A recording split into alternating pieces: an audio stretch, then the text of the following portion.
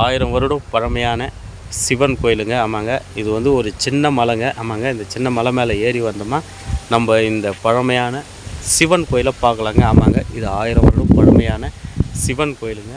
ரெண்டாவது வந்து கோவில் இருக்குது. கோவில் எதிர்க்கு வந்து ஒரு அத்த மண்டபம் இருக்குதுங்க. அதுக்கப்புறம் இங்கே ஒரு மண்டபம் இருக்குது. அந்த பக்கம் ஒரு பிள்ளையார் கோயில் இருந்துருக்குது. ரெண்டாவது வந்து இது சுற்றி வந்து கற்கள், அது வந்து செவுறு கட்டியிருக்காங்க. கற்களிலே செவுறு கட்டி சுற்றி இது பண்ணியிருக்காங்க.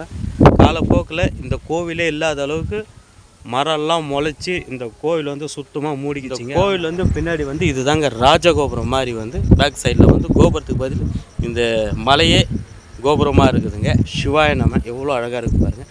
இந்த மலை சுற்றி ரொம்ப சிறப்பாக இருக்குது பாருங்கள். அப்படியே ரொம்ப பசுமையாக இருக்குது பாருங்கள். எவ்வளோ சிறப்பாக இருக்குது. இவ்வளோ பழமையான கோவிலெல்லாம் இன்றைக்கி இருக்கிற இடம் இல்லாத இருக்குதுங்க.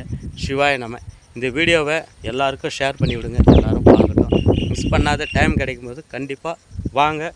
நம்ம பழமையான நம்ம சோழர் கட்டின பழமை வாய்ந்த சிவன் கோயிலெல்லாம் எல்லாருக்கும் தெரியட்டும். எல்லாருக்கும் இந்த வீடியோவை ஷேர் பண்ணுங்கள். விஜய் தமிழ் மிஸ் பண்ணாத கண்டிப்பாக பாருங்கள். சிவாய நம. இப்போ வாங்க வீடியோக்குள்ளே போவோம். இந்த மலையை சுற்றி அழகாக இந்த கோவிலெல்லாம் எப்படி இருக்குதுன்றது நம்ம பார்க்கலாம். சிவாய நம. முடிஞ்ச அளவுக்கு இந்த வீடியோவை எல்லாருக்கும் ஷேர் பண்ணி விடுங்க. சிவாய நம.